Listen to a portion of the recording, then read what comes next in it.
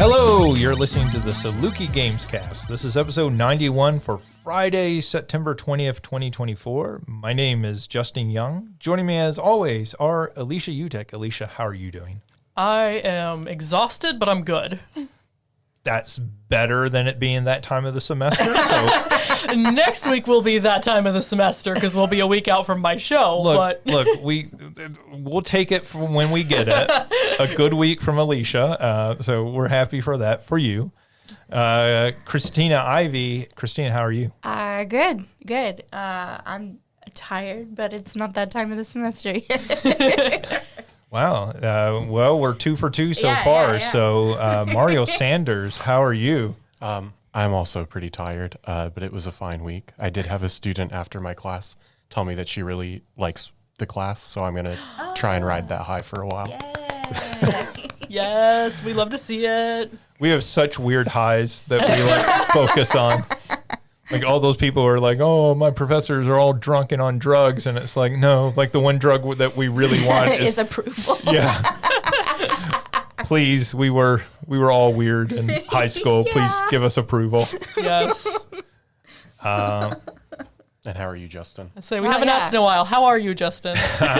I'm good. Like it's not that time of the semester for me either. So, so like last weekend, I went to a concert and got to see Soul Asylum and Stone Temple Pilots playing together. So like that was fun until like the torrential rain started coming. I forgot it was that day. Yeah. And so the concert actually got rained out. So like Stone Temple Pilots only played for like, I don't know, maybe 30, 40 minutes. Oh, that sucks. And so they're playing and like it's at a minor league baseball stadium. Mm-hmm. And so I'm sitting in the stands because I did not want to stand for like 3 hours during the concert. Like I get tired now. I'm obviously getting old. Standing for 3 hours for a concert like starts to wear me out. But there were people who were standing out in the field on field seats, which were also more expensive. And when the rain started coming, they just stood out there. So like these people, after the show, you see them, they're just completely drenched. Yeah. And so, they're playing up on stage and these people are just getting completely drenched. And I was telling my friend that this is starting to look like Woodstock 99. This might turn bad. Oh, no. Yeah, yes. Some people are mud wrestling over on this side of the field. Yeah, there's a pretty good Woodstock 99 documentary on HBO. And so if you don't know anything about it, it's worth watching because it went real bad real quick. But yeah, that was cool to see both of those bands. I wouldn't say I'm the hugest fan of either of them, but I've seen Stone Temple Pilot before the lead singer Scott Weiland. Yeah. And they're one of the bands that's like goes on the top of the list of like sounding in person exactly like they do on the radio. So it's like it's like he swallowed his CD. Yes, and like in a good way because sometimes like they sound so different that it's like, oh, how much went into making you sound good? Right. Yeah. Well, sometimes there's been so much. My parents went to see Hall & Oates at the Minnesota State Fair like 10 years ago now probably, and they still complain about how bad they were. Where they're like they sound nothing like they can't sing anymore. Oh. So like just never if you get the chance to see them live now, don't. Well, you're not going to get the chance because they hate each other now. Oh, that's true. They're suing each other, so that's true. I don't think we'll ever see Hall & Oates perform together again. Oh no. We're already like all dating ourselves by talking about Hall & Oates. Go into your class and ask your students, do any of them know who Hall & Oates is? And I'm guessing it's very, very few. Right. That thought makes me so sad. But yeah, like it was a cool concert. They were both good. I mean, I liked them both. And again, that's very much dating myself. That like I know who those bands are, and I listened to those bands when they were new. So yeah, and then I think several of us ended up at the Apple Festival. Oh yeah, the Apple Festival had a 3-hour parade that just kept going on and on and on. Yeah, that's about how long it was last year too. Yeah. I think it was 2 hours. I think that that's pretty standard for small town fair, honestly, because like my hometown, same thing. What? I've never been in a 3-hour, except like when I marched in like the Walt Disney Magic Kingdom parade. That one was pretty long, but like. They have like all of the local schools bands march, and by local we mean there are people who drive for like an hour and a half. Yeah, there was one from Missouri. They had one from Metropolis was there, and then every potential pageant queen in the state of Illinois. Yeah, and perhaps and her outside. runner-ups. Yeah, it's like the potato festival queen is there. Yes. You're just like who? Okay. No, what was it we were saying we were going to get? Next year we're going to get a car and just get Shelby and Scott in there. Oh yeah. And Shelby's going to be the garbage queen. She threw our garbage away, and so she was our garbage queen. And so we'll file a application to be included in next year. Just like sneak in and be like, who is this? Well, and it's so funny watching all the high schoolers, especially because like the homecoming royalty, it's always the guy girl pairings, and the girls are sitting on top of the car like doing the princess wave, and the guys are driving. Like you had the little kid pageant guys, and they're riding on top with the little girls. The little boys are riding on top with the little girls, but then you get to the high schoolers, and they're like, no, we're just driving. Small town. Yeah, small towns are always like interesting. Yeah, I really like it. It sounds like I don't. I really enjoy it. No, and then the like small town scoops over there had apple pie milkshakes. Ooh, I missed that. Oh, they were really good. I'm sad I missed that. Yeah, same. Is that the one next to the balloon place? It's like a white exterior. I don't know if it's actually next to the balloon place. Okay. There's a balloon place and there's an ice cream spot next to it, and so Probably. It probably I don't is. think there's more than one ice cream place downtown. But yeah, so they had like a whole lineup of like Apple Festival inspired ice cream treats. Like they had apple donut ice cream sandwiches, where they split a donut in half. And sounds delicious. yeah, like I mean, I'm telling you, I keep telling people to check that place out because I don't want it to go out of business. Like it's purely selfish reasons. Yeah. I'm not doing it to support local businesses. I'm doing it to support my stomach. Like I'm not that generous. Support local businesses in order to keep Justin's stomach happy. Yeah, I mean, I feel the same way about Quattros. Like, you people need to support Quattros because I want to eat there. No, I get it. That's how I feel about Big Chill. Yeah, same thing. yeah, we had an assignment. I guess it was this semester last year for one of the classes, and one of the options was to go to the Apple Festival. And so last year was the first time I had gone. Oh, cool. And but yeah, I enjoyed it enough. Figured make a Saturday That's out really of cool. it for a few hours. That's like a cool assignment too. Was that the quantitative research class? No, that was the performance of everyday life class, and it was like a sort of ethnographic project paper that we had to write. It was either that or Halloween or Thanksgiving that we had to write about. Or Vulture Fest. Oh, that's right, or Vulture Fest, which is probably in like a week or two Yeah, as well. Yeah. It's I coming assume out. you'll have some responsibilities. The sisters. Yeah. Yeah, I'm gonna go and drag. Yeah. I feel like Vulture Fest for me is the one that I was like, I went once and that's enough. Apple Festival I keep going back to every year. Fair. Well, Yeah. a lot of those small town festivals aren't much. Like I Aganda like is a them. smaller town festival. Yeah. I mean, you go to some of those. I've already talked about my experience at Heron Fest. Italiana. Yeah, Festival Italiano, and like how horrible that experience was. But not horrible. It wasn't even that bad. It was just disappointing. Just non-Italian. Yeah. It was like there wasn't anything Italian about it.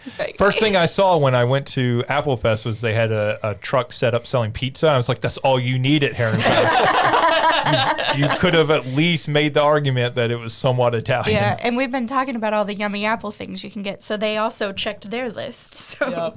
Yep. Yeah. Oh, yeah. Apple Fest is all the apples. They definitely lean into the apples. Yeah, so we actually have a new little thing we're going to try here. So I was It is not an apple drink. no. I was at the store and I've been hearing about this new Oreo Coca-Cola. So I bought a bottle of Oreo Coca-Cola. It's been sitting in my refrigerator in my office all day. So it's nice and chilled. So I have 4 glasses here. I hate everything about this. What? Wait, Shh, Alicia. you do not have to try it. Oh, if no, you I'm don't gonna want You to. are try it. required. Your position on this podcast is required. If I don't try it, I'm kicked off right before episode 100. Well, from now on, that's what it's going to be. Any guest that appears to, like, you know, the stereotypical, like, frat or sorority, you must drink the blood of your brothers and sisters. Oreo You Coke, must- man. Yeah, Justin's got like 100 Oreo Cokes in his fridge. No, it's going to be progressively getting weirder and weirder drinks. Like, we're starting off with the most normal. You don't know how weird this is going to get. Remember Space Coke? Was it? Yeah. Like, yeah. you just Okay. gotta get into that. They had There was- Space Coke and Computer Coke. There was one Coke out of all of that, though, that was absolutely delicious, and I'm upset that it's not a thing. I try all the new Cokes now, hoping that it'll be a flavor similar to that. And Well, what was it? Space Coke was like a graham cracker. That one was pretty good. it It was, was like a s'more. oh, that sounds good. This one was like, okay, I don't like cotton candy as like a flavor, but this one was like, okay, but listen. Cotton like, candy isn't a flavor; it's just sugar. No, but I don't know. They put some artificial green There's- apple flavor into There's a something. This There's cotton candy ice cream that's Yeah. really good. Yeah. Well, I would agree that it's, or disagree that it's good, but like, and this Coke tasted like cotton candy in the best possible way, and it was like, it wasn't Space Coke, but it was like something like that. Well, have you ever tried the cotton candy grapes? That's what I was just about to ask. Oh no, I haven't. I saw those at Aldi the other day. Okay. They're interesting. I'm going to pass these. Be very careful. We don't want to spill on the equipment. Whoopsie. My arms are shorter than Alicia's. Ugh. All right. So everybody's going to, everybody has a little Whoa. sample in a glass Smells like here. Oreo cream. I like this. You're treating it like a fine wine. Oh, the aroma, the bouquet. Listen. Oh. It actually does. Oh, well, see, it was just being observant. It's just like vanilla Coke. Oh, what is that aftertaste, though? That's the Oreo cookie. Oh, la, la, la. This is why I mostly just eat the cream. No, there's a chocolate taste to it. That's the cookie. Yeah. I mean, I agree. I'm agreeing. This Yeah. is a taste sensation. Yeah, I had said before that I tried this. Hey, maybe you a said you week. may or may not Well, have yeah, tried may it. or may not. Could not confirm or cannot deny. confirm or deny. But yeah, I tried this about a week ago, so I think it's pretty fine. Yeah. I think I said the person I texted to, I would never buy it again. Yeah. But it's not bad. Yeah, I'm gonna finish this. Did the person who you bought it from also judge you when you bought it? No. The bagger at Kroger was like, really? And No. I was like, listen, brother, I'm a sucker for a whatever Novelty drink. beverage. I'm doing this for radio. Radio on the internet. Yeah. A podcast. You don't know about taste testing? You're just The cashier was on board though. She was like, I would, yeah, that makes sense. Okay, wait, but see, now I'm looking at this and seeing it's actually Coke Zero Oreo. that's part of it. Yeah, it is. It's That's part of it. That's the one that I Coca-Cola had as Zero well. Sugar Oreo. That is a oxymoron if I've ever heard it. Yeah. Well, No, they make it's- like sugar-free Oreos, I'm sure. probably. Yeah. I They know do. they make gluten-free ones. Oreos are already gluten free, aren't they? They come in a white package, Oh. I think. Oh no, it's Oreos are already vegan. That's what they are. Yeah, and people assume that the cream in the middle has dairy in it, and it does not. Oh, I don't assume that. I assume that's like scraped off of something. and- Yeah, something delicious, but Yeah, I've gotten to the point where I don't assume anything is made of the stuff I should expect it to be made of. yeah. So, I will say there's more of a taste to this than a lot of these flavored sodas. A lot of Yeah. times the flavored sodas, other than the aftertaste, I don't taste anything. Oh, I was tried a couple of the new Gatorades that had just come out. Oh, yeah. And I was trying to describe it to friends like it just tastes like nothing. It's Gatorade flavored Gatorade. Like if you gave it to somebody and didn't tell them the flavor, they'd say that's Gatorade. And I'm like, yeah, what flavor? On Gatorade flavored Gatorade. That's what it is. I remember explaining to somebody one time, I drink a blue Gatorade.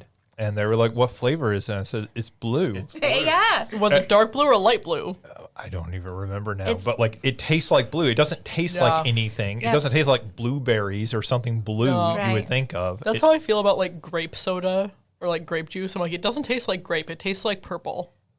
Right. Yeah. Yeah. I can see that with like soda. Yeah. Like grape flavored things like High C will taste sort of grape-ish, but yeah, the soda especially has like its own unique flavor. Like orange soda does that too, right? Yeah, Orange yeah. soda tastes like orange soda. It doesn't taste like oranges. Well, thank you for bringing that in. It's, Oh, this- I've been wanting to try it. Now Well- I know I don't need to buy one. Okay, so let's get our verdict. Thumbs up or thumbs down? Sounds like Christina is thumbs down to start with. I would be thumbs middle probably. You need to buy one to drink it. But don't spend your money on No, buy one to split it with other people. Sure. Someone needs to purchase it and you need to try a sip. So thank you, Justin. Yeah, thank you, Justin, for making this sacrifice for us. Taking one for the team. I would be like thumbs middle. I don't think it's bad. I would drink it again, but I probably wouldn't go out of my way to get it. I might drink it if they have it in one of those like Coke Freestyle machines. At Fazoli's. Yeah. I might get it there, but yeah, I probably wouldn't go to the store specifically to buy it. And I think the thing is, because that's the what is this, the typical however many ounce bottle. It's like a 20-ounce bottle. That's the same bottle I had.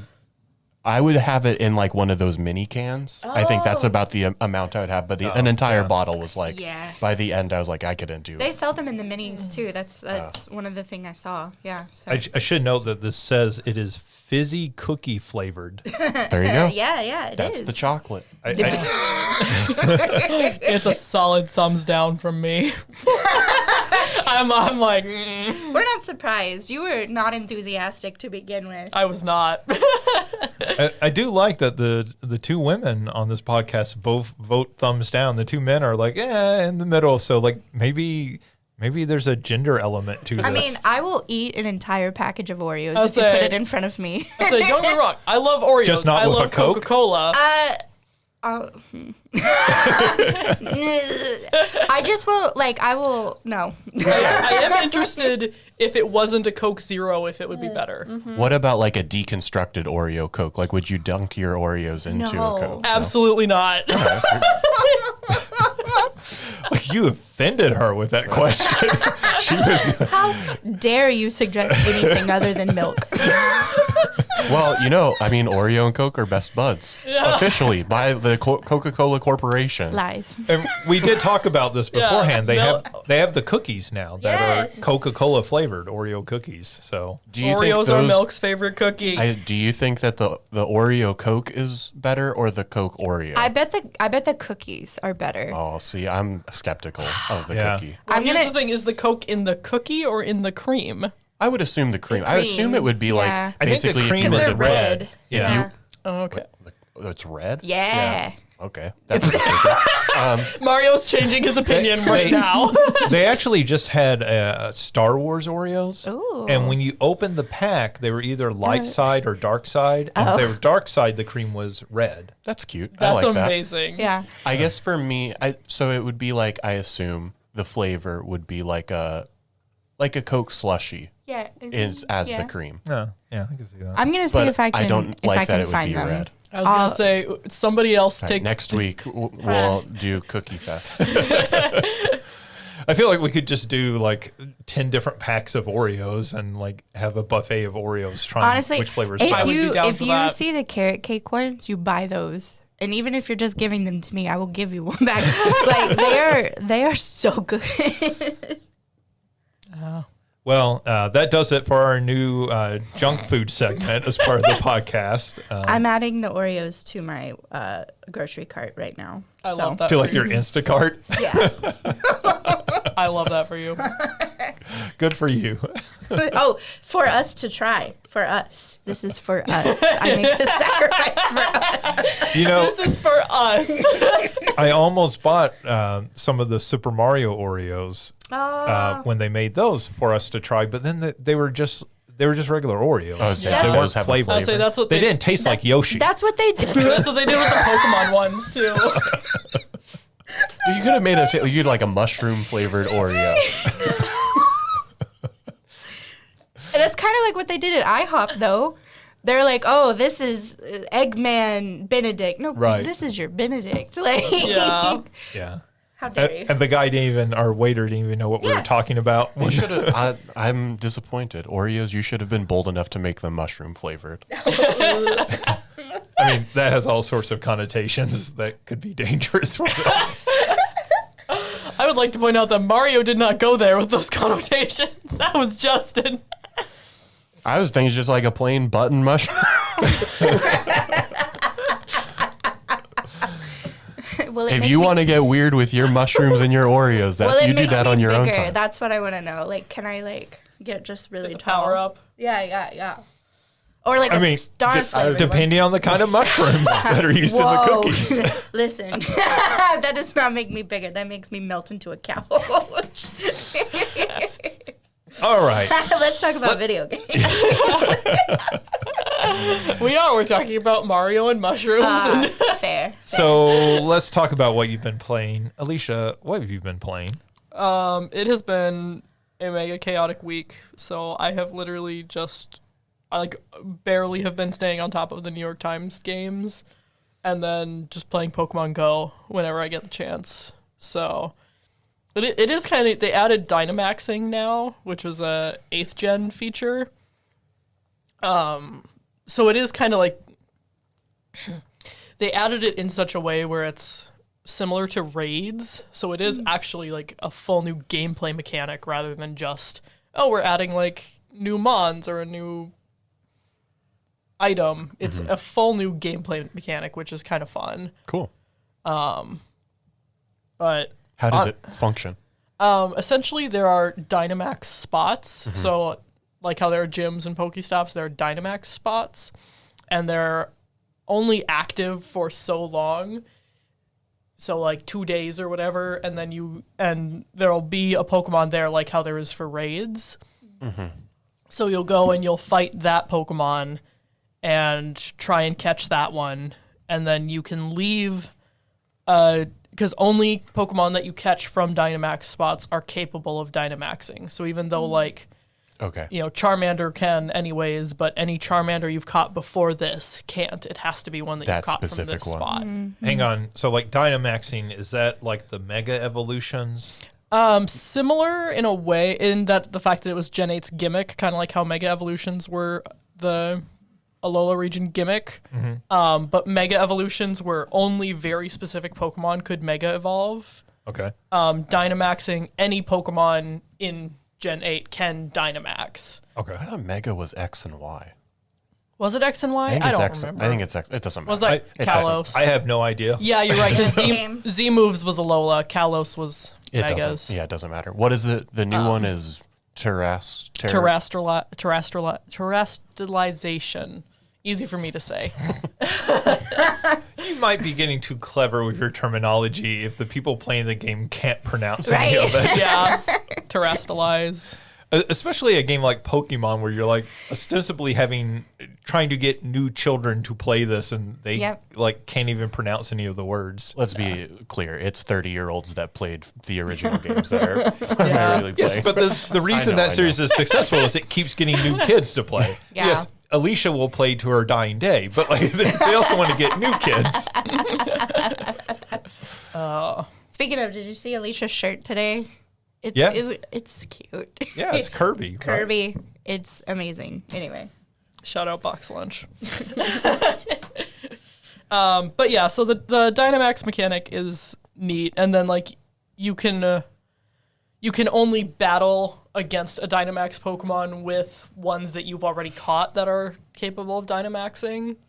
So, and then you can leave one of them at the Dynamax spot. They don't earn candies they don't earn coins like leaving Pokemon at gyms do, but they earn candies and Candy XL to be able to power them up more. So it's kind of fun. It's kind of neat. They're starting now, because originally they only had 5, and it was the 3 Kanto starters and then 2 of the Route 2 Pokemon from Gen 8. But then the other day I saw a Beldum Dynamax spot, which Beldum is Gen 3. So they're starting to expand out into having other Pokemon at these spots. So It's a fun new thing. I'm excited to see how they keep playing with it as they go forward. Mm-hmm. Yeah, that's a nice way for them to keep the game fresh. Mm-hmm. You know, it's not just the same thing over and over, but obviously they've added the new gens as time has gone on, but even adding these new modes. Yeah. Cool. Yeah, because I think the last new like gameplay mechanic they added was roots, and that was probably 3 years ago now. So it's neat to have another gameplay mechanic added. That's interesting to see them supporting the game for so long, right? Like, I realize they're not introducing a new generation, so you might as well support it until the next one comes out. But they've supported it through, because Pokemon Go came out before Sword and Shield. Right. It was like 2016. It was summer of 2016, because that summer was glorious. And the only reason I remember that is because I talked about it that fall when I moved to Boise State. Yeah. Yeah. But and it's like they've continued supporting Pokemon Go through the release of Gen 8, through the release of Gen 9. And so it's really nice that they're still doing that, like you said. Yeah. So, they've canceled pretty much all their other attempts to replicate that. So to see that Pokemon Go is still going strong is, kind of neat. And I think says a lot about that fan base, right? Yeah. Because they tried to replicate that with Harry Potter and other stuff, and has just not been able to. As I say, I know they tried the Pikmin one, but I feel like I didn't hear anything. Yeah. I think Pikmin Bloom is still around and still exists, but I don't know how much support it gets. Yeah. All right. Christina. So I've mainly just been playing poker still. I did watch a new one though that was pretty good. It is called The Gravedigger, and it has like a mortuary assistant type vibe where you're someone who has been hired by the reverend of this church, and the church is attached to a cemetery. Apparently the reverend is not a good person and is like, hey, the church needs more money, so I'm paying you to dig up bodies and steal all of the valuables that are in these bodies. And as you do it, you also come across like haunted bones. And so there's a demon. You have to like be careful that the demons that you're angering while you are digging up these bodies don't come and basically get you.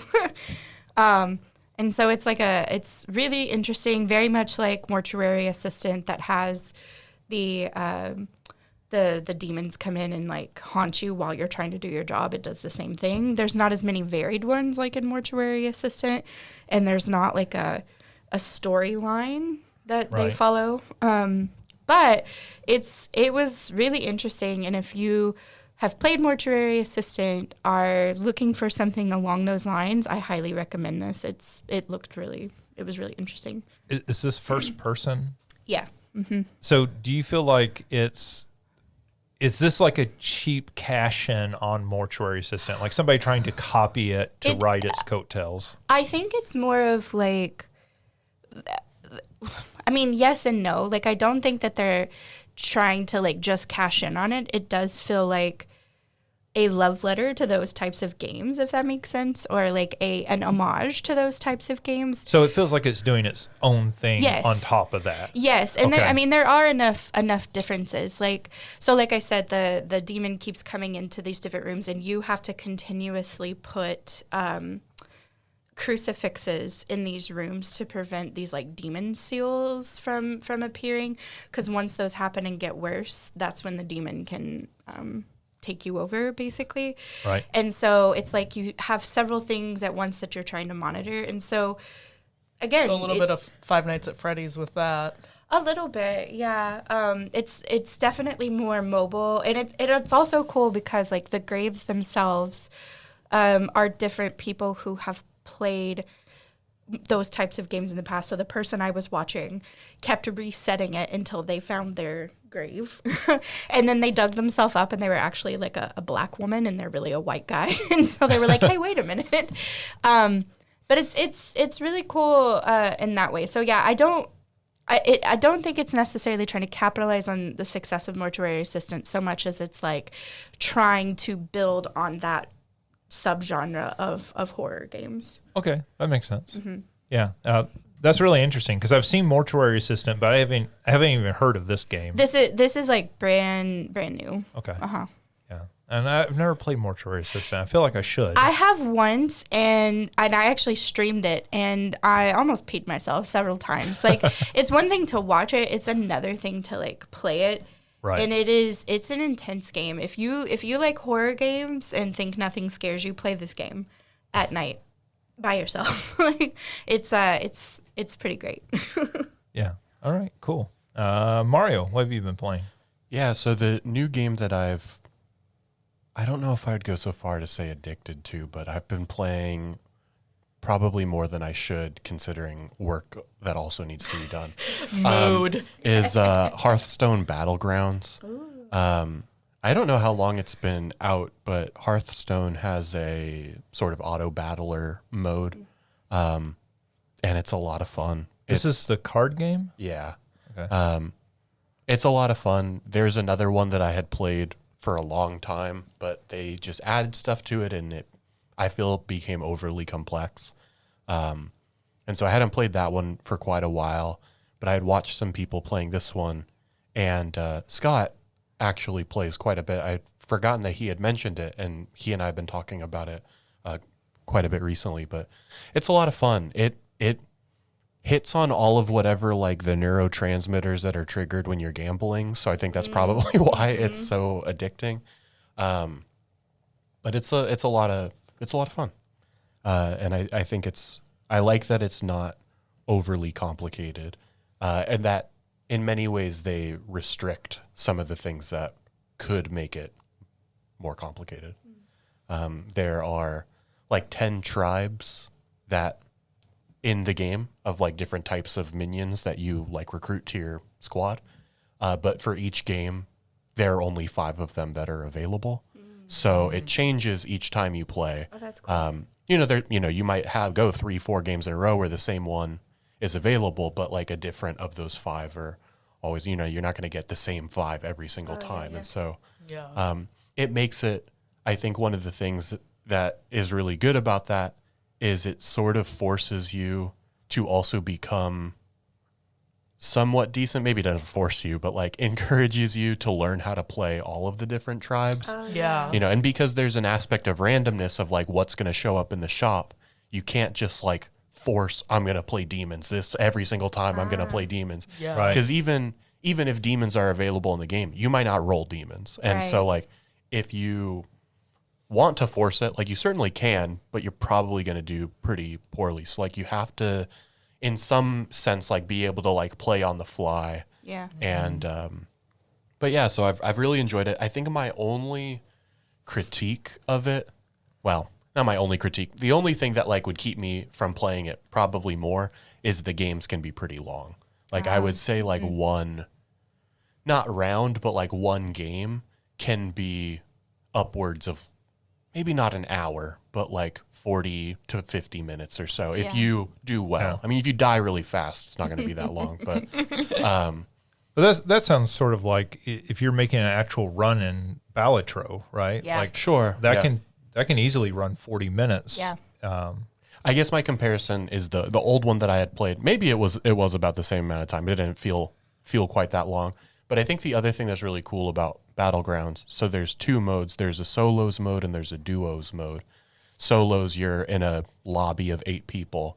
In duos mode, you're in a lobby of 4 teams of 2, obviously. Yeah. But I think that like I haven't played the duos mode yet. Scott and I have talked about, trying it out eventually. But I also like just from like watching people who have played it, the strategy feels different enough in that like you're able to pass cards back and forth between you and your partner. Oh, that's cool. So, you might get things that are like really helpful for your partner, and like the teamwork is like really important to that. And so I think that adds another layer to that gameplay that even if you got burned out on the solos mode, you could try out the duos mode where if you don't have a partner, it will pair you up with a random person, Oh, wow. which I think would be pretty difficult. Yeah. Yeah. But like if you're able to be in a voice call with somebody or you're sitting next to them of like, hey, do you want this? You can like emote to ask people like questions or like put a check mark next to a card or an X next to a card. Right. So like you can essentially indicate, because you can look at your partner's screen Gotcha. or like their board. And so you can indicate, do you want this? Do you not want this? But like, I think actually being able to communicate is probably a lot easier. Because I was about to say, like that was a big difference between like the Friday the 13th game and like Dead by Daylight. Was Friday the 13th allowed you to be able to chat with the survivors. With Dead by Daylight, you have to be on a voice call. Yeah, so it made it Friday the 13th. It made like strategizing, so much easier. And it sounds like they keep it fairly fresh as like the seasons roll over. I don't know how many seasons they've done, but I think it's like fairly new into this season that I've only been playing a part of. But even like watching videos from the people who I've watched playing a month ago, it's like a completely different game because there's like a completely different like side mechanic that changes the way that you play. And so they keep it fresh in that sense of like the seasons are different. So it probably brings people back to at least check out what's the gimmick for this season. And I'm sure some people are like, this is great, I'm going to keep playing, or no, I don't like this. But with seasons being short enough, you're not waiting 6 months or a year. I'll say it's not long enough for it to totally fall out of your routine. Yeah, it's Scott said I think it's about 3 to 4 months or so. But like I said, I've only been playing for about a week or two at this point. And so this is an entirely separate product from Hearthstone, right? This is a separate game. It's loaded in regular Hearthstone. Okay. So like when it's just a different mode you choose within it. Okay. When you boot up Hearthstone, there's whatever the battle regular mode is. Right. I played it once probably a decade ago. And then there's this Battlegrounds mode that's like right underneath it. Okay. Because like I remember Hearthstone when it first came out. I downloaded it and I was like, oh, this is not for me. But like this sounds interesting. And it's interesting they've put that in there. Yeah, and I don't know. I think it's like pretty old. I think it's been going for a while, but it was not really on my radar until I had watched this streamer play it. And so mine neither. Yeah, and I feel like I remember Scott mentioning it, or at least mentioning that he was playing Hearthstone, but it didn't sort of dawn on me. And then I think it was at the Apple Fest. You know, I went with him and Shelby and Alicia, and I had mentioned it, and he like perked up. He's like, "Oh yeah, I play that." And so, you know, we've been texting about it, and we're thinking about figuring out a time. I'll either go over to his place and bring an iPad or something and play it on that. We can play it together. So yeah, I feel like this is part of that problem we talk about a lot, that, you know, a game like Hearthstone that's been around for so long, like I do not keep up with that game at all. Like even when I see news about it, I'm like, oh, it's Hearthstone, good for them. But like, you know, I'm probably not going to get into that game all of a sudden. So like something like this that I feel like they put out and is probably ignored by a whole lot of people because they just, you know, sort of think of it as traditional Hearthstone. Yeah, and I think that's kind of how I always thought when people would say they were playing Hearthstone. I was like, oh yeah, I couldn't talk about it, but like I have a very, very, very basic understanding of how it works based on the half hour that I played a long time ago. Right. But yeah, so it's been a lot of fun. It's one that will probably be a pretty regular thing. And I think especially having somebody else that I know who I see semi-regularly who also plays it will make it even more so. Especially for that doubles mode. Yeah, absolutely. Like actually having somebody to play that with. But that's really, really all I've been playing thus far, at least for this past week. All right. I've just been stuck on Prince of Persia and Astrobot. I haven't been playing anything new. I shouldn't say stuck. Stuck continuing to play them, not stuck at a particular spot. I'm sorry, I was going to get you No, off. go ahead. What are you playing Prince of Persia on? Is it Steam? Steam. Okay. How long have you put into it? I know we've talked about that a couple of times, that it's significantly larger in terms of like size and length than what you were anticipating. Yeah, so I am probably 13 or so hours into it, 14 hours into it. My understanding is that you can beat it and like, I guess it depends how fast you like blow your way through the game and everything. But like that is certainly beatable within 15 hours. And I believe, in the final section of the game. So I think I'm at that area where I can beat it soon. And even that is longer than I would have certainly expected. I think you maybe mentioned it, but I would have guessed maybe 8 to 10 would have That's been what about I was the max. thinking, yeah. Yeah, those games, I mean, people forget, like, you go back and you play Super Metroid, that's like a 2 to 3 hour game. Yeah. Yeah. Most Castlevanias are, again, maybe max about 8 hours. If Yeah. you're really exploring everything. Right, and that's completionist, right? Yeah. Like, you can beat you can beat Symphony of the Night in under 5 hours. Yeah. Easy. And in fact, some of those games sometimes have rewards if you beat them in a certain amount of time and everything. So, my understanding is a completionist run will take maybe closer to 20 hours. Okay. And I should say, I think I'm near the end and I'm at like maybe 50%. So like the completion percentage that it tells you in the game. It's such a big world and there's so much to do and there's so many like little nooks and crannies. And every time you get a new pyre, instead of just progressing on, my instinct from playing these games for years is to go back through and find everything that I couldn't access the first time.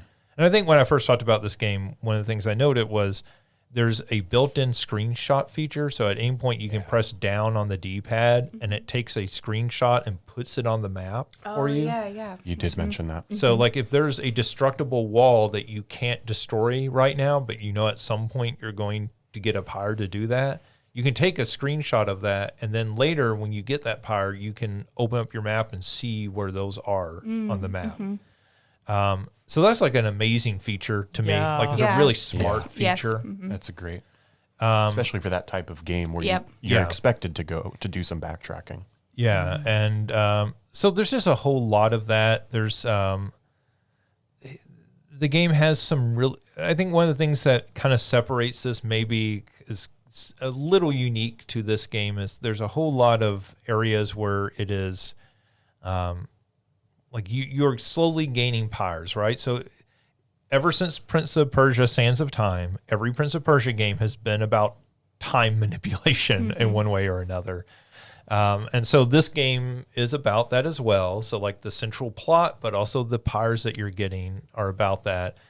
And so there are areas of the game where like you'll walk into a room and you activate a feature and it gives you a counter on the screen counting down like say 15 seconds and you'll run for 15 seconds and then it resets you. And now you have a second character who's also running, has 15 seconds to get through it. And the shadow of your first character. So like you're having to say, okay, this guy has to run over here and pull this lever down, the first guy, so that the second guy can run through this door. And like it has 3 of your characters and you're having to judge those. And so that sounds easy at first, and it is at first, but like it progressively gets more complicated okay, this character has to wait till this character pushes the lever, then they can fall through the hole and then leap over at the same time. And then they have to climb up and wait for the counter to count down to 3 while this character moves off the lever at 3 on the countdown timer. So that like you're having to manage all this in your head.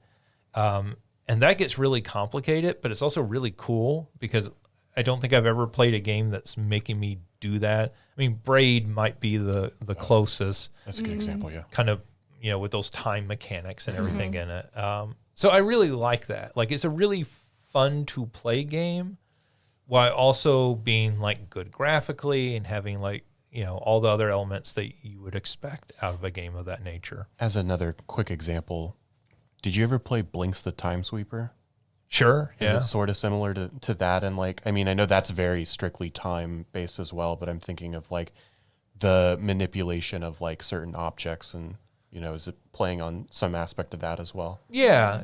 I think, and certainly this has some lineage with the Sands of Time. Of course. Prince of Persia, the Sands of Time, if you've played that. But yeah, Blinks was trying to do that at a time when nobody else had ever done anything like that. So like Blinks ended up being one of those really cool technical games, but like then, actually not that great of a game in a lot of ways. But yeah, like I think that's a good example. So cool game. Like, it's quickly risen as one of my favorite games I've played this year. Like, Yay. if you like that sort of game, it's completely worth it. Plus, I think it's $30 new, but it's often going on sale down around $20. So That's not bad at all for a potentially 20-hour game. you're getting your money's worth. That's what I say. Like, I kind of hate using that metric, but at the same time, it's like, that sounds great. No, like I completely understand that. Yeah. Like when I play a game that's 2 hours long and it's $20, like, I have money I can spend, but like, I'm not saying I'm rich or anything. By Justin is balling. Yeah. But he's able to afford Oreo Coke. So. well, I've got the big bucks. But like, I feel like I can spend that money, but I know lots of people who can't. Yeah. Like that's difficult to justify for a 2-hour game. And so I completely understand. It's my job to some extent to like play those sorts of games. So I can justify that in a way that somebody might justify buying a book. Yeah. But, I completely understand why somebody would look at a game like this and say, hey, it's $20. It's 20 hours of gameplay. That's $1 an hour. That feels like an investment I'm getting my money out of. So, yeah, cool game. Astrobot is the other thing I'm continuing to play. That is still a really cool game. It is, I guess the thing I would say about it is a very exploration-driven game. So I think the more I play it, the more I start to think, okay, people should know what they're getting into, that this is not a traditional platformer as much as it is. I was trying to think of what equivalent, because it's less a Mario game and more a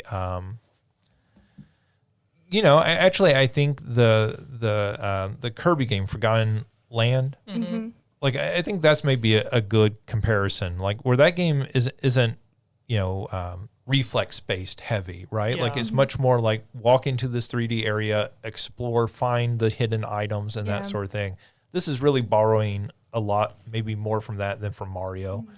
But it's still a really cool game. I think this is quickly, at least exclusive wise, this is in that top 5 for the PlayStation 5. Yeah. Cool. Alongside the original Astrobot and, Ratchet and Clank and Spider-Man. So yeah, I'm really enjoying it. I think people will get a lot of enjoyment out of that game. I highly recommend it. If that sounds like a game you would like, I think this is one of the best ones that's been made in a while. Certainly by Sony or, and probably Xbox since Psychonauts 2. Nintendo pumps out these games once a year, it feels like. So it's really hard to ever compare to Nintendo. Right. They're really good at that style of game. So both of those cool games, I'd recommend them both. I think I will be done with Sands of Time by next week, and so hopefully I'll move on to something else because there's a lot of cool stuff coming out. All right, let's move on to news. Let's see. The big news that's broken over the last couple of days is that Nintendo is suing the Palworld developers. So we kind of joked about this when Palworld came out because it looks like and plays like a Pokemon clone. They are finally suing, but they're suing specifically over multiple gameplay patents. They have not said what specifically those patents are. So I should stipulate very quickly right up here. I am not a lawyer. I am not an expert on video game law. If you go on social media, there are amazingly a lot of video game lawyers commenting, and they have 100% confidence in what is right and wrong. Well, the other important thing that I think a lot of the people that I've seen talking about it are missing too is that Nintendo is suing in Japan. It's under Japanese patent laws rather than U.S. patent laws. Right. And I think a lot of people are approaching this from U.S. patent laws, and it's like no. They were very deliberate about filing this suit in Japan. Yeah. So we should say that this is not copyright infringement, which is what everybody kind of assumed they would sue over, because so many of those characters are very obvious ripoffs of specific Pokemon characters, right? So it's not that. Yeah. This is gameplay patents. We just say that my understanding as a non-lawyer, but somebody who teaches about video games, you can't patent a game. Right. So like that's the reason you can get knockoffs of Pac-Man and Tetris and all that. You can't patent that, but you can patent specific gameplay innovations. So the examples in our chat that we talked about were Namco very famously on the original PlayStation patented playing a game on a loading screen. So having a game you could play on the loading screen. So they had Galaga. So when you played Ridge Racer on the original PlayStation, you would have Galaga that would load up on the loading screen, and so you had something to do. So for a long time, people were very frustrated, like, hey, that's really cool. Why doesn't anybody else do that? And it was because Namco would sue them if they did that. And so the Lord of the Rings games, the Shadow of Mordor games, they had a patent on the Nemesis game system, which was where you would have leaders at different areas, and if you killed them, somebody else would step up and move into their place. So it made the game feel somewhat dynamic in the way that you were playing it. And when they did that in that original game, everybody was kind of like, hey, this is going to be in every video game. And then it wasn't because they had a patent on that technology. Yeah. So you can do that in a game. And so this question is, okay, well, what does Nintendo have patents on? How many patents is it? Yeah, because if you look, we know it's multiple, but we don't know. Does that mean 2? Does that mean 15? Right. Like we know that there's lots of knockoffs of Pokemon, right? There's Digimon, there's Monster Rancher, and all these sorts of games that have copied them for years and years. So what specifically did Palworld do that crossed that line? If it's not the character designs, which is the very obvious visual thing, right? What specifically did they do in the gameplay that none of those other games have done before? The other thing is that when it comes to defending trademarks and patents and that sort of thing, companies are legally obligated, at least in the U.S., to defend those, or they can lose them. So if sometimes people go, well, why are this big company suing a little guy who's making an online game? Well, it's because if they don't defend it, they can lose it. I'm not sure how that works in Japan, right? But I do know in the U.S. that's how those sort of trademarks and different things can work. So just giving a little background there. Again, I'm not a lawyer, but I play one in the classroom sometimes. Yeah, and it's interesting because the Palworld developers have responded, and of course they're saying they have no idea where this came from, but they're saying that they have receipts to show that they checked all of the patents before they did this. So they're saying right now that they're going to follow this through to court rather than settle out of court, and that they've got the receipts to show the work they did. Whereas, Nintendo analysts of Nintendo stuff are like, Nintendo waited 7 months before doing this because they were making absolutely sure. They don't sue you if they don't think they're going to win. Right. So it's going to be really interesting to see how this continues to develop and as more information comes out. Yeah, I mean, I think one of the things to understand is a big company like Nintendo doesn't sue if they don't think they're going to win, because if they lose, it sets a precedent. Yeah. Right? Because if they lose this, then everybody can make a game like Palworld. Yep. Right? So that just opens the floodgates. So they only sue if they think they're going to win this case. And, they may not, but they feel but fairly confident. But they've got to have enough confidence for the... Yeah. To justify taking that chance, right? Yeah. So, so not unexpected that this ended in a lawsuit, but maybe unexpected what kind of lawsuit that's going to end up being over what. Speaking of Nintendo, there are alleged CAD, computer-aided drafting images and actual photos of plastic pieces that people are saying are the Switch 2. Yeah. So these images have been all over the internet, so you've probably seen them by this point. They show an 8-inch screen on the system, so a larger screen. They show top and bottom USB-C ports. So instead of just on the bottom like it is currently, there's one on the top as well. It shows slightly redesigned Joy-Cons on the sides. So some of the L2 buttons on the top and back are slightly redesigned. And The pictures I saw, they're black and white too, which looked really cool. Yeah. And so one of the things that people are saying about these is that these Joy-Cons may be electromagnetic in nature. So instead of having the physical rail system that the current Switch has, these would it would send a current through the Joy-Con that would turn on or turn off the magnets. And so when you attach them, they would attach and the magnet would then turn on. And then when you detach them, the magnet would turn off. And so it would be a simpler of attaching those instead of trying to use the rail system, which, as a lot of people know, with Switches break, especially with little kids trying to play with it. Break, and I want to say on like really early models, if you put one on the wrong side, it was like a real pain to try and get off. Yeah. Right. Yeah. So, I mean, there were also some specs that came out at the same time as this. Nobody really knows. Are they still showing dual screen? No, this is a single screen. Okay. I assume you said it.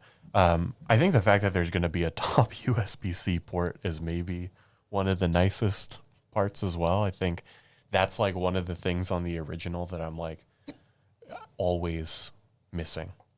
That it would be really nice to have. So you can play it while charging it.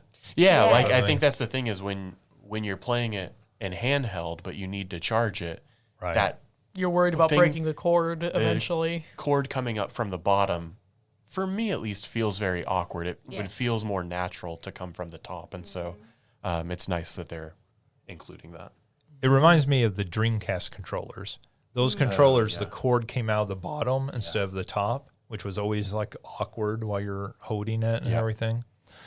So Alicia, you asked about the dual screen. Some people are now saying that patent and that leak was not about a physical second screen, but it's about the system working in the same way as like maybe a Wii U did. Oh, yeah. Okay. So that it would show one screen on the TV and a second screen yeah. on your actual physical Switch 2.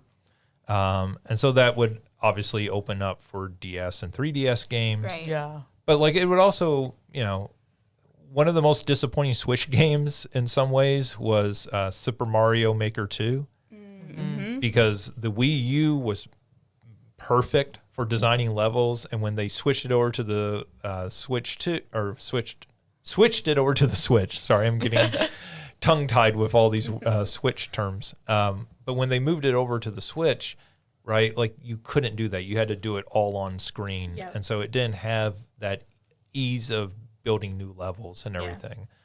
So that's one game. That one game worked extremely well, but you could imagine things like another Kirby's Canvas Curse or something of that nature, like using this. I played during my dissertation when I wasn't sleeping. I played Star Fox Zero on Wii U, and it had on the screen, and then versus like you could see into the cockpit or at least the way that I had it set up, and it made certain levels easier to look at the smaller screen versus the big one. So even games like that potentially. And if, like at that point you start thinking, okay, well, does that mean the dock itself is going to have some amount of hardware power in it? That seems like the likely way that would work. If it is working that way, then you start thinking, okay, and in a world where everyone owned a Switch, right? You start thinking, okay, well, let's get together with a few friends and play Madden football.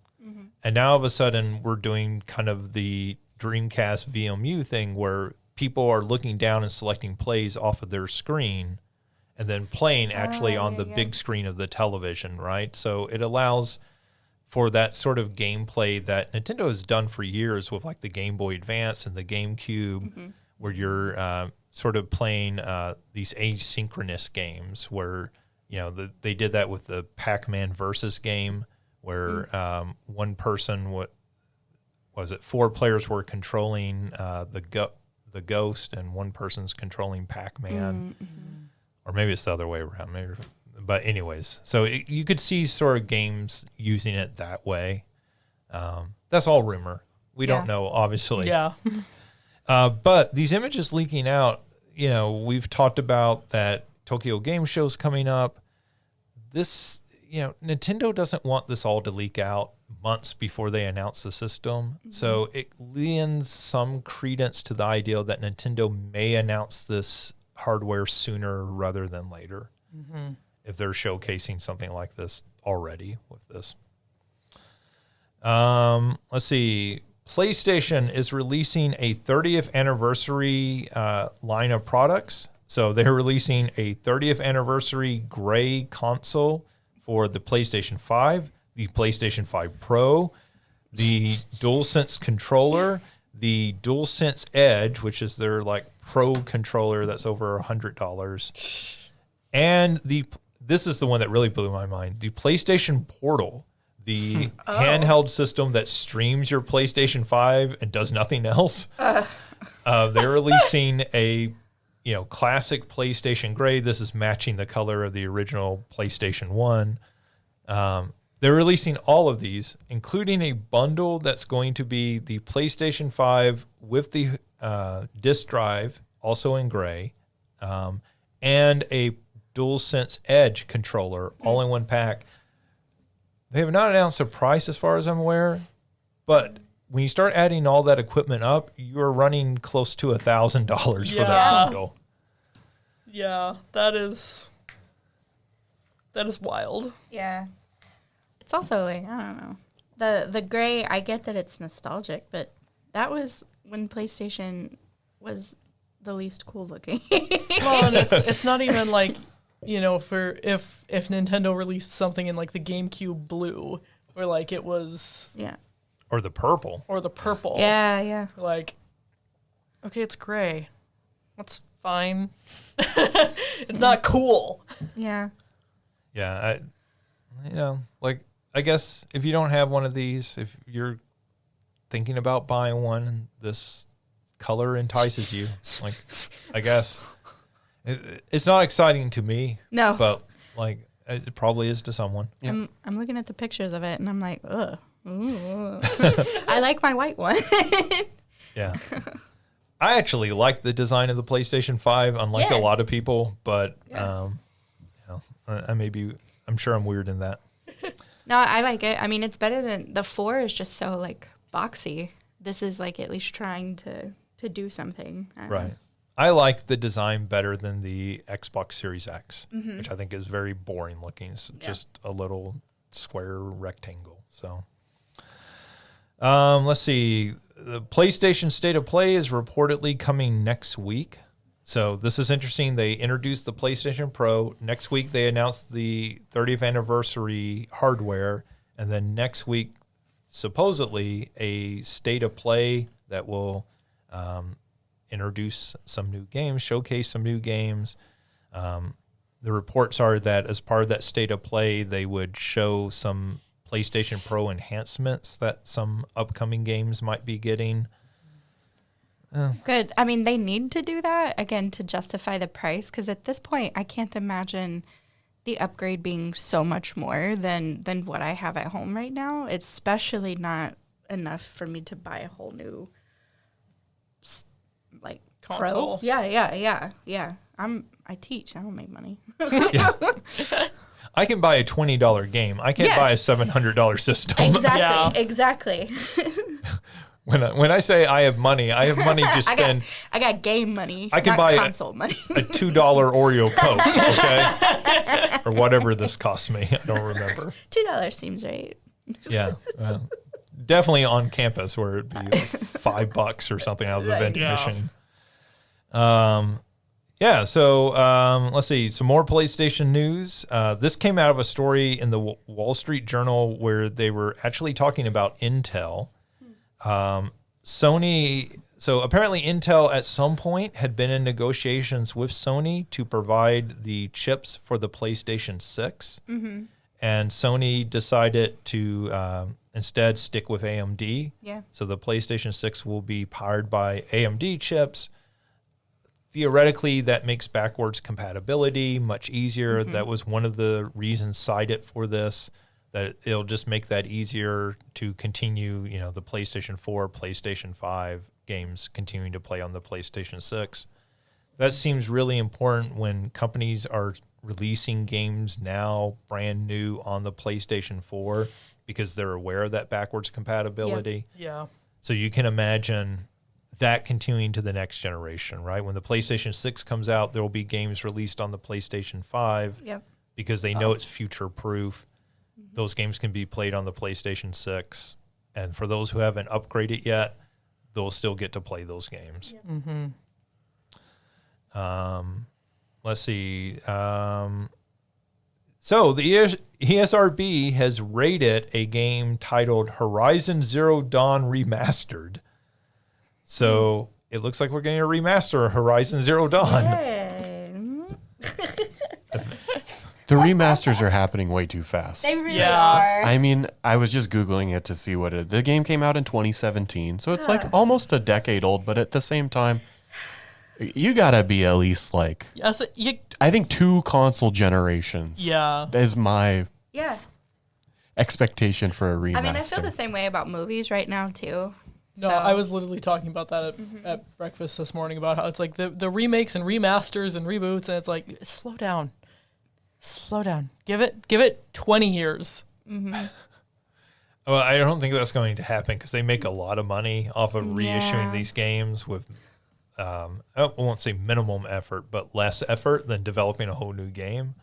But yeah, I mean, this is the original Horizon game, right? This is not Forbidden West, which is the sequel, the newest one. Mm-hmm. But like still, I mean, you're right. It's been 7 years and we're already putting out a remaster of the game. Yeah. That used to be something that you didn't see, you're right, it felt like a longer time. I guess we could go back and we could look at Super Mario All-Stars, right?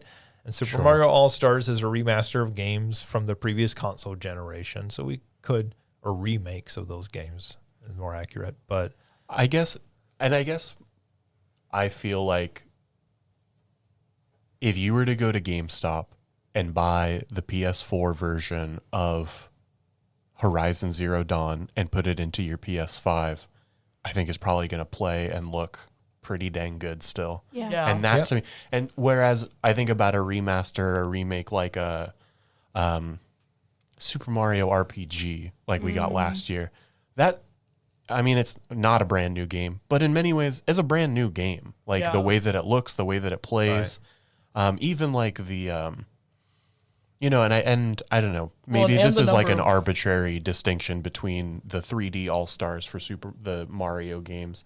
Those are still pretty much the same exact games, but as they were on the GameCube and Wii or Nintendo 64 for 64. But yeah, I don't know. I guess I just don't feel like it's necessary, but I'm sure there are people who disagree. Sony does. Well, but I think I'm with you because also like you think about something like Super Mario RPG and it's like, you remake that game and get a whole new generation of audience. Mm-hmm. Yeah. Like 7 years, I don't think that's enough time to get a whole new generation of audience. Yeah, I mean, I could see the people who are like, oh, you know what, I heard really great things about it, but that was not one that I ever got around to. Yeah. Mm-hmm. So maybe like this is a chance for them to check it out. But I guess my mentality is I would still just buy the PS4 version. Yeah. And play that. Like I have never played Zero Dawn. I have Zero Dawn, but I'm just gonna boot up the digital copy that I have. Yeah. yeah, I think where this gets weird is when we have games like The Last of Us, right? So The Last of Us, we get a I guess that game came out PlayStation 3, and then on the PlayStation 4 we got a remaster, so like this, and then on PlayStation 5 we got a complete remake, right? So that game over 3 console generations has been released 3 times. Now, in fairness, the same can be said of Grand Theft Auto 5, right? Yes. That was the other game that I was thinking of while you were talking about that. Yeah, and so is this just a graphical update, which is what it seems to be? Are they going to be adding or changing anything more significant? I think if it's just a graphical update from the PlayStation 4, that, you know, and not a full-on remake, I feel like that's already a really good-looking game. Yeah. It's hard for me to justify buying a new copy of it. The graphics of the original were so good that the gamers were mad that Aloy had hair on her face, right? Yeah. It was already good enough for that. Yeah. How come these women have hair on their face? Yeah. Wasn't that what we were talking about last week on the podcast? Lola Bunny. Oh, Lola Bunny. Yeah. You missed that? Oh. Yeah, you might have to go back and just listen to that. I'm gonna have to go 5 listen to minutes. that one for. Or don't. No, it's good for you. I'm concerned by the "for you" in that sentence. It's hashtag content.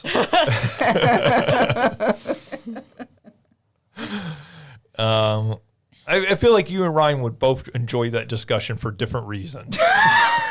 Yes. I'm getting concerned. It's fine. It's just a conversation about animation. That's Yeah, it. I see the smirk. That's what it is. There's nothing weird at all. Nothing. That's a factual statement. It's a conversation about animation. Alicia, have you ever had a crush on? No, I'm just kidding. That's what it turned into. Let's see. Sega just today announced a new game in the Like a Dragon series. So this is the formerly Yakuza series, now retitled Like a Dragon. This one called Like a Dragon Pirate Yakuza in Hawaii, which is just a fantastic title. That wins best title of the year. I don't understand how they pump these games out so fast. Yeah, I mean, they're putting out a new game every year. I haven't played any of the new ones because I've been playing them in order, and I have started and dropped 3 many times. But like, they're pumping them out, and it's wild to me how fast these games come out. Because last year the man who forgot his name or lost his name or No, I think that Yakuza game Gaiden. just came out Was that this year? Yeah. Yeah, there's, and because then whatever the new one with Ichiban was Well, then maybe that was last year. Weren't we just talking about they have something Yakuza releasing really soon to like tie in with? Is it an Amazon show? Oh, on the Switch, Yeah. Yakuza 1 Kiwami is going to be on the Switch. Yeah. That was announced. Yeah, because that show on Amazon's like in October or something, I think.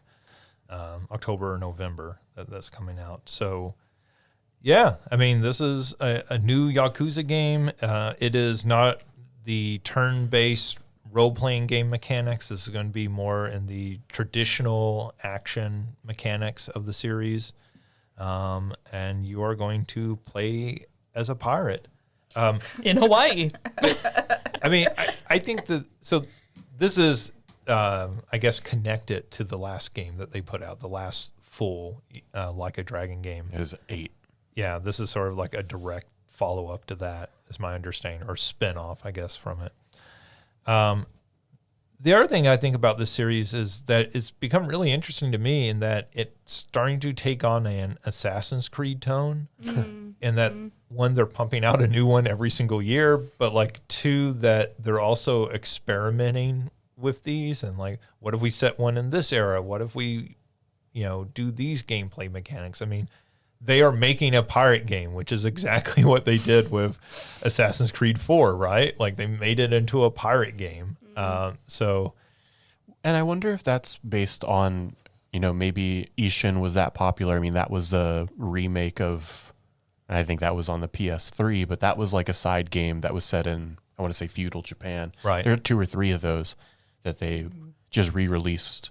Ishin might have been last year, but maybe, if that was popular and they're like, well, They also did the Yakuza Zombie game that was a while back as well, Dead Souls. So like they've never been afraid of doing weird things. The games themselves. So I mean, that's it's cool. I'll say that it's cool. As a fan of the Yakuza series, I'm on board. Yeah, and it's fun to see them experimenting with it, right? Like rather than just pumping out the same sequel over and over again and running it into the ground, they seem to get that if they're going to keep this fresh, they got to keep mixing it up as they go along. Which I will say is smarter than Assassin's Creed has been in the past. Let's see. That new Assassin's Creed game is still coming out this year. Shadows, the ninja sort of focused one. Let's see. Netflix last night, as part of their Geeked Week, which is just like, come on, Netflix. like that's not offensive. It's just like sad. Yeah. Them using that name. But anyways, they show off some new animated series that they're working on. These are the specific ones that are based on video games, which they seem to be leaning pretty heavy into. So the first one, at least in release order, is Tomb Raider: The Legend of Lara Croft. This is coming out next month on the 10th. And it takes place after the recent trilogy, the survival trilogy of games. So the Tomb Raider, Rise of the Tomb Raider, and Shadow of the Tomb Raider. So this is in canon with those games, which, I watched the trailer for this. I don't know if anybody else watched it. Hadn't even heard about it. I saw like a commercial where I saw like flashes of it, but not it itself. Yeah. I think it looks good from the trailer. Like, somebody who played all three of those games and really liked those games. And I'll say that the animation looks pretty good. It's not that super cheap animation that Warner Brothers does all their Batman movies in now that looks really, really terrible usually. And so the animation looks pretty good, and it's not the overdone sort of anime style, which doesn't appeal to me personally. I know it appeals to people, but like of the Castlevania series and stuff, which I like the Castlevania series, but like that style wears on me very quickly. So this is more kind of a Western animation style. So it looks pretty good. I'm looking at it, and like she kind of looks like Korra. I was going to say, it's giving Avatar The Last Airbender vibes, just looking over Christina's shoulder at the stills. Yeah. Let's see. They also announced a Splinter Cell cartoon called Splinter Cell Death Watch, which they just gave a coming soon release date, so we don't know exactly when that's coming. They showed off a trailer for a Devil May Cry cartoon that will come in April of next year. This one was interesting to me because it's very much based off of the mainline games, just from the look of Dante specifically. But it doesn't seem to have quite the horror vibes that those games had. So it seems to be leaning more to the like sort of over-the-top action of the game DMC, the sort of like reboot of the franchise that they did. So it's very weird. It doesn't look like that Dante, but the vibes it gave off to me were very much from that game. But yeah, I mean, like, I wish it leaned more into the horror kind of side of those games, but maybe that's not why people play those games anymore. So, and they announced that they're doing a new Cyberpunk show, which was not clear if this is a second season to the series they already did or if this is an entirely different show. They just kind of put out an announcement and didn't make it clear exactly what this would be. There was no title released. They just said we're kind of teaming up for another Cyberpunk project. So anyways, that's what they showed off. Kind of neat to see somebody doing. I always think animation probably works better for a lot of video games. Yeah. Than live action. Yeah. I mean, I don't know how you make a live action Devil May Cry show that doesn't just look stupid. Like animation seems to be a better idea for that, but of course, Amazon's still supposedly working on that Tomb Raider series that Phoebe Waller-Bridge is working on, but she has had a development deal with them for years now, and has never produced anything out of it. And so people are like, "Oh, she's terrible," and I was like, "I don't know. Like, she's getting paid to do nothing, so like, good for her, I guess." Let's see, Christina. The Dead by Daylight spinoff called Project T has been canceled. This was their co-op player versus enemy shooter. Here's the thing. I did not know about this until I saw that they had canceled it. Like, looking back, it looked like an interesting game. Again, them trying to tap into the different genres. And this time it's like the PvE shooter kind of game. Yeah, I've heard read rumors rather, that like it wasn't so much canceled because of dissatisfactory gameplay in July, but more so because Behavior is like tightening its purse strings a little bit in order to focus on other projects. It looked really cool. Again, I'm not a huge fan of shooter games. Like, I play a few, but I'm not a huge fan. But I was gonna, like, once I saw it, I was like, well, dang, like, this actually looks really cool. But also, it looked like, so the T stands for like trespassers or whatever, that there's a new entity realm called the Thrall, and you're trying to, like, you and whoever else gets put in there with you is trying to survive through this thing. A lot of them looked like, redneck stereotype that have shotguns, you know what I'm saying? And so I was like, how many of these characters are there going to be? I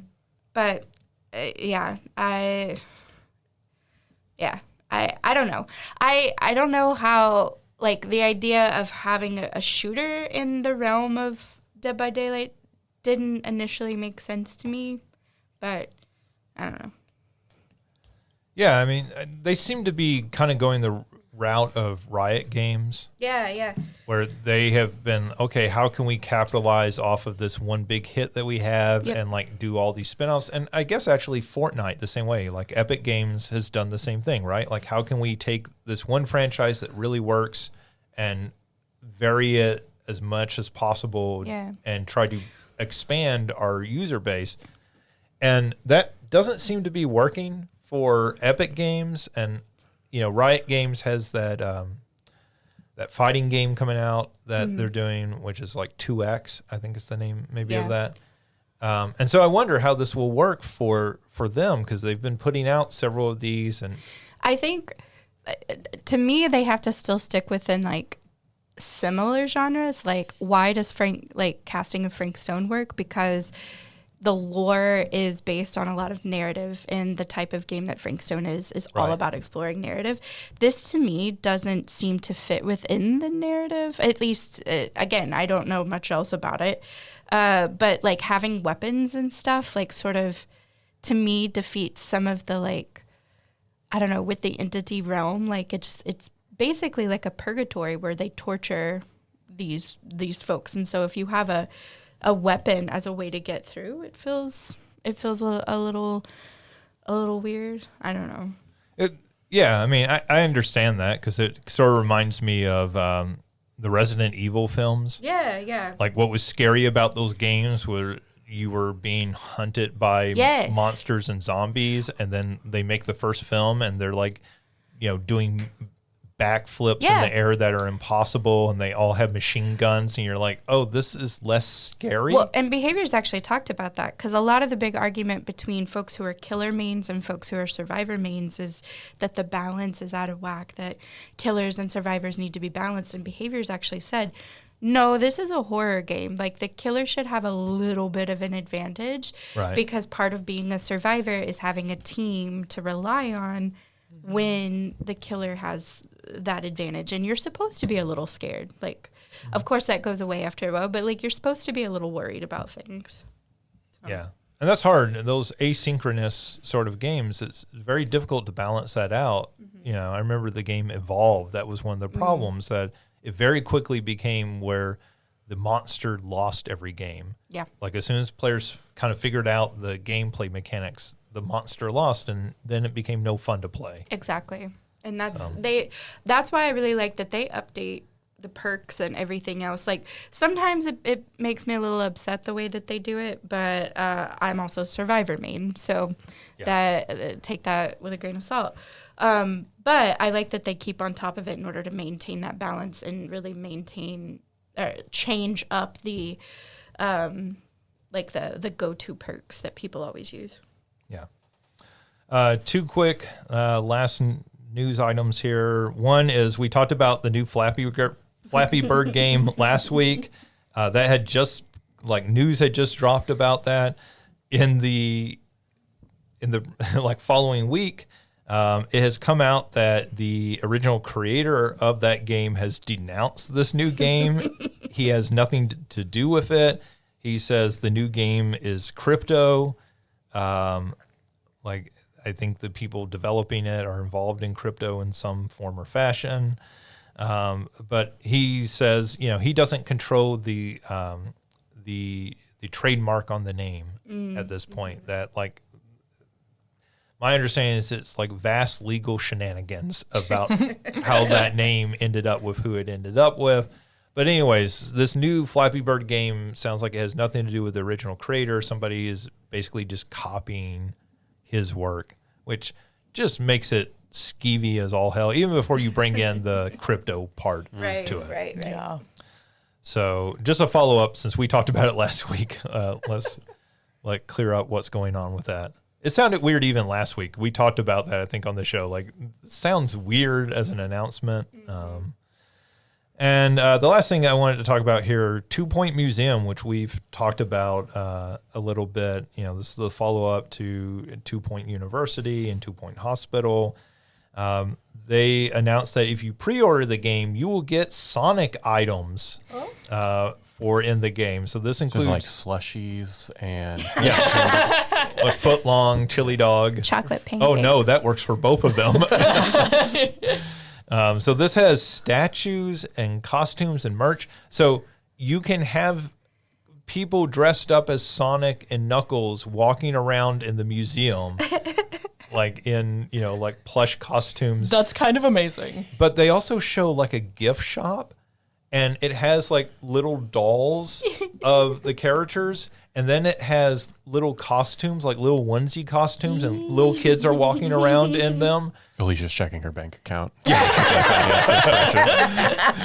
didn't know I needed to buy this game.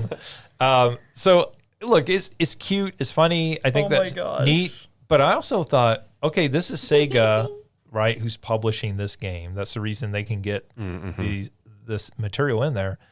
It kind of makes me think they should just make an entire episode level of this game that is you building a video game museum, and they could throw in all the Sonic Sega properties, right? Yeah. So you could have Alex Kidd, you could have Space Harrier, you could have Outrun, and all that included in there. So I hope if this is or a 2 Point studio, a video game studio type of game that they've. There's a number of those types of games out there. The simulator, on mobile and everything. Yeah. So, anyways, I thought that was cute. Actually, them doing something cool with the Sonic property. Actually, actually, instead of all these atrocious games. No, they still got that Sonic Generations remake. X Shadow. Yeah, Sonic X Shadow. Yeah, so that's still coming out this year. So, and that's one of the better Sonic games of the last, ever. So. Fair enough. So, good on them. That does look hilarious, honestly. Yeah, I mean, it's hilarious. It's cute. I love it. It's not just one or two items. No, it's a whole gift shop. Yeah, so that's neat.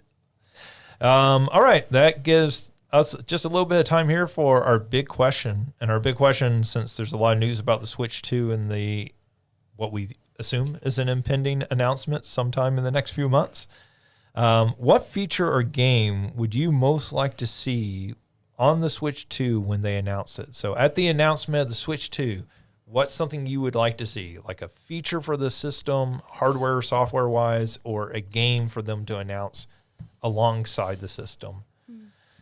So, Christina, why don't we start with you? Where I heard about all the Switch 2 coming out was I was watching a video about the update of Animal Crossing. I have not been on Animal Crossing in a while, but I like to watch the update videos just to go, oh, cute. And so that was my initial thought, but then I was like, no, I don't need that.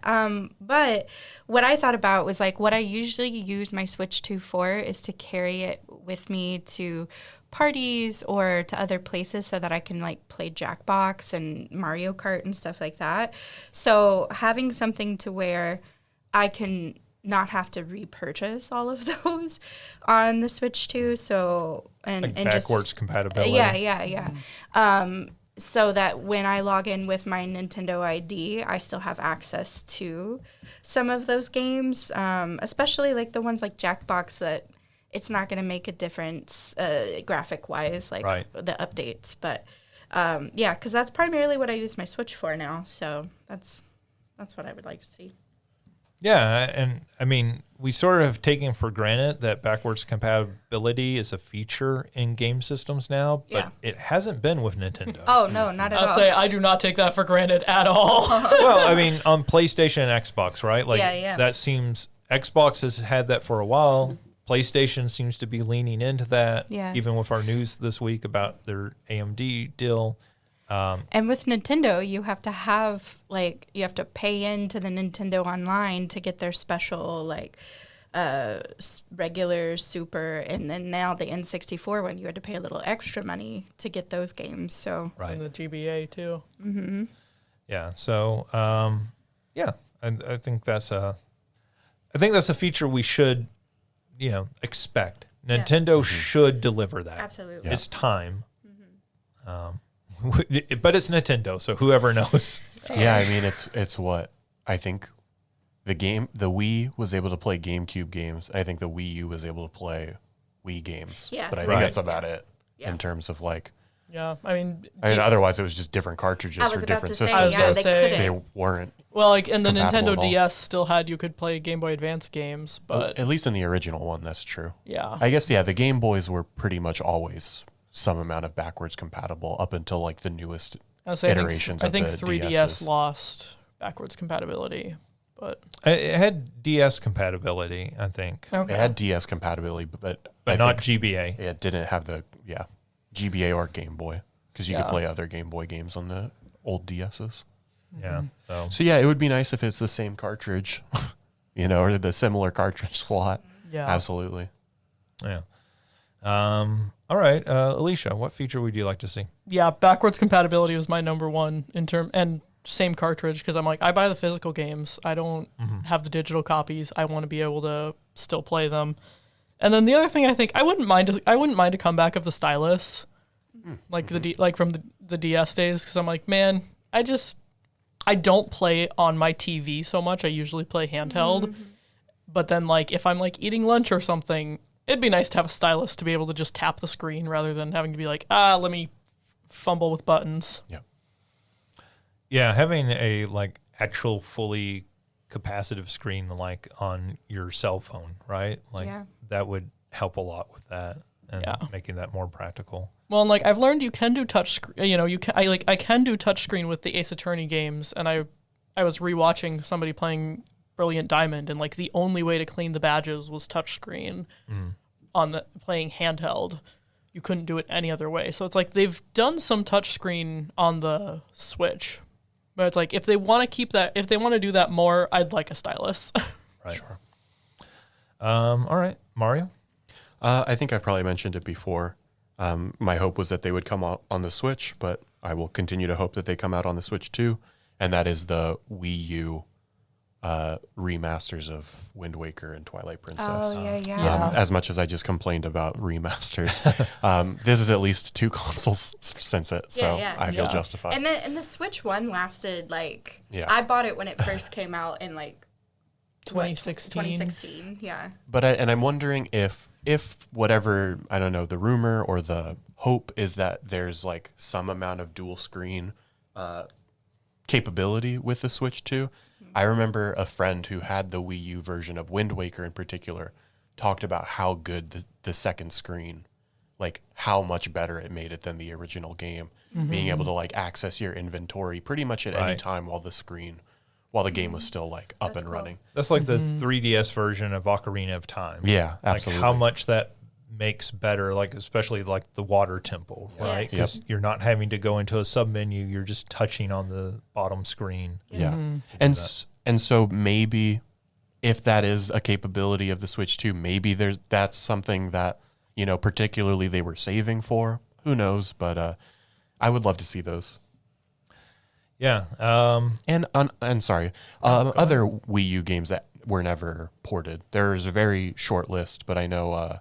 Star Fox is one. Star Fox, but the Paper Mario paint, I was like, the paint Toad? one. Is it Color Splash? Color Splash. Yeah, I was trying to think of the name. But I think that was another one where like the second screen was like kind of integral to the gameplay. So, if that's a thing, that would be great. Yeah. So I like all of your answers. I would say I agree with all of those. Like those would be like really good features for them to include with this one. Like, backwards compatibility. I think there will be such an uproar if that's not included this time. I think that would cause some significant backlash. People have bought too many digital games on the life of this system to lose all that, and even the physical games, like you said, to like be out all of that. Right. So I think that's a big one. I'm also like we talked about this a little earlier, but that dual screen ability. Just for something like a Super Mario Maker 3. Yeah. Like, get back to why that game was so great on the Wii U. That was such a good game when it first came out. That's a game that has never, like, they can't replicate any other way, right? So I think that would be really good. And I think, as far as software, I would really love to see Nintendo go back to some of their older franchises.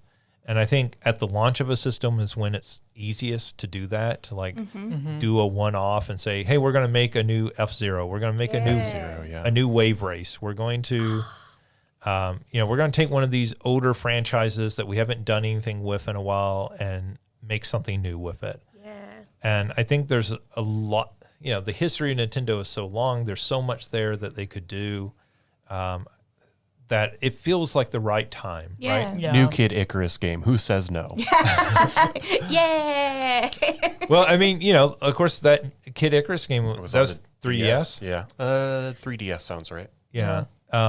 Which, hey, you had Mario playing Kid Icarus in the Super Mario movie, so now all the kids want to know who that is. Oh yeah. Yeah. So I think that makes a whole lot of sense to those sorts of franchises, right? Like you could do an up-res remaster remake of that Kid Icarus game now because you would have the dual screens. I think there are ways to do that, and I think at the launch of a system is the time to do it. Do your big 3D Mario game that's going to sell consoles. Do your Mario Kart 9 that's going to sell another 50 million copies.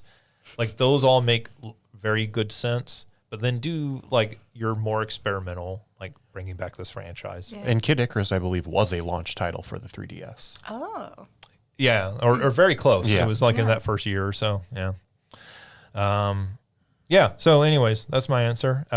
Thank you for listening. Thank you, Mario, Alicia, and Christina, for joining me.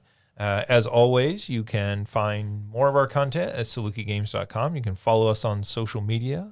You can email us at justin.young@sau.edu. If you have a big question, a suggestion if you have a suggestion for a snack for us to try. So if you have strong feelings about Oreo Coke or Coke Oreos.